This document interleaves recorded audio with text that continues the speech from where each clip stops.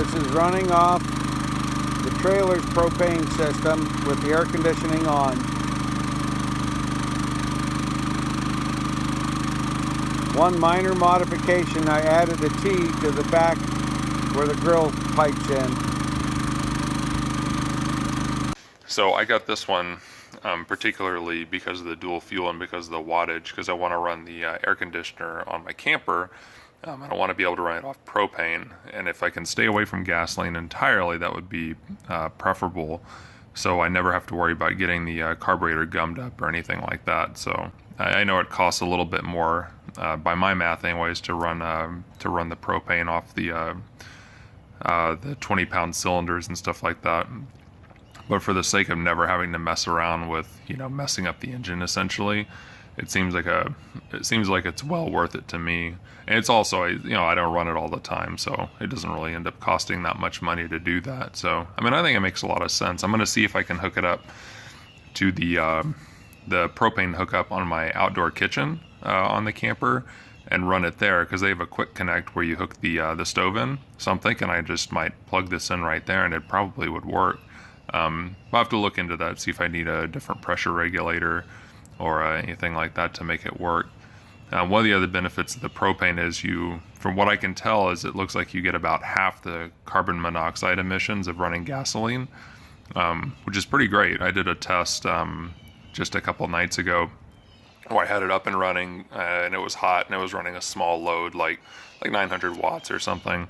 And I took a carbon monoxide detector outside and put it like 5 feet away from the exhaust, maybe like 6 feet away from the exhaust.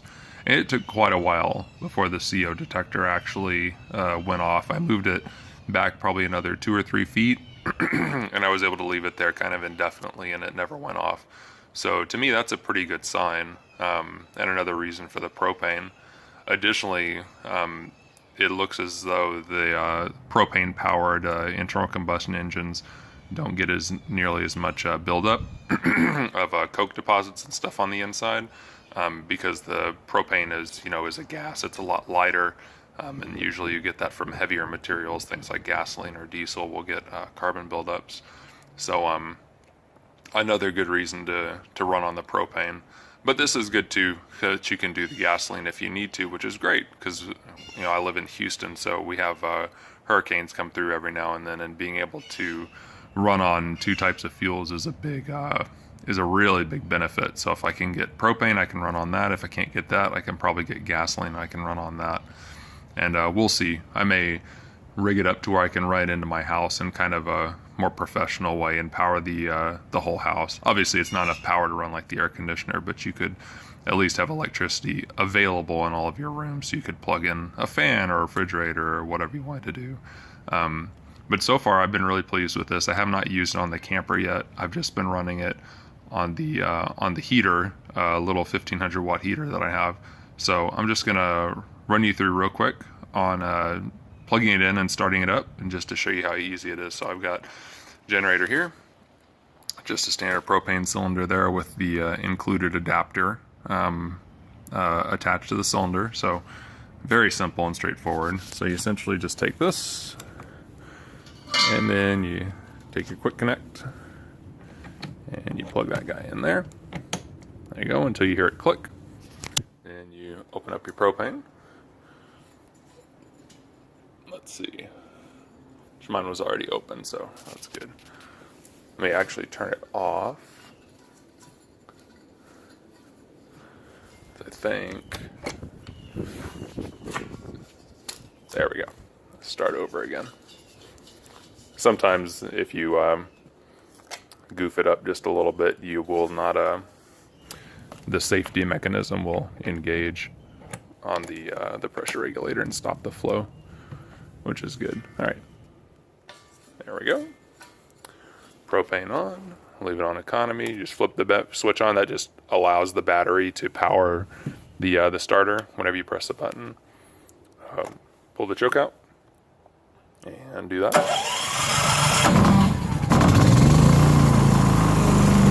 Push the choke back in, and there you go.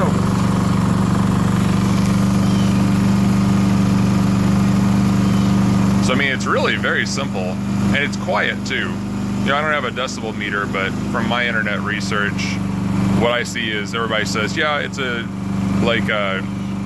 almost imperceptibly louder than the Honda 3000. So that's pretty good, especially for what I got this one online for 860 bucks, I think.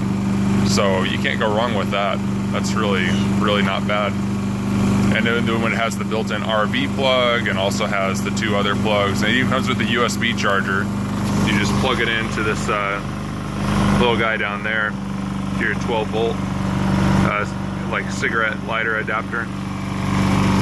So I was trying to think of stuff that I would improve on it. They have a couple things that are in there. I read through their manual. Their manual needs just a little bit of work. I mean, there's some typos and stuff, but that's just stuff for them to take care of. It's nothing that would really matter to the end user. It would be nice if the generators in general across the board had a catalytic converter on it so that CO would not be a concern at all. So that would be something nice for the industry to do as a general statement. Because one of these puts out, I think it's something ridiculous. It's like 100 times the carbon monoxide of a automobile. So it's really quite a bit. I mean, this is a small engine, so there's really no reason for it. Trying to think of anything else that would be good for them to improve. The wheels are fine. I like that they're run flat, you know, or that they're hard wheels. They could be maybe a tad bit taller, because sometimes I scrape the bottom, getting it when I'm moving. If you tilt it up a little bit too much, you'll kind of scrape it a little bit.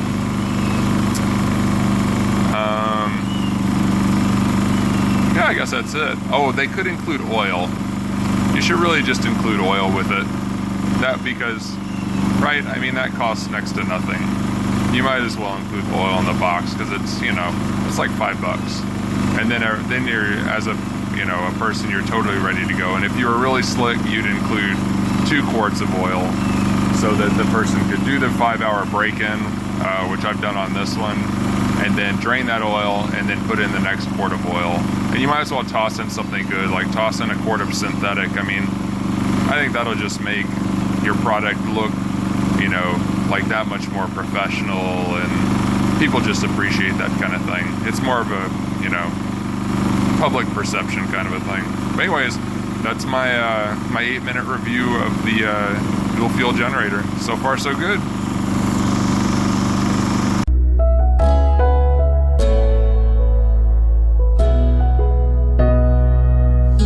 Wherever I go, wherever I see, I remember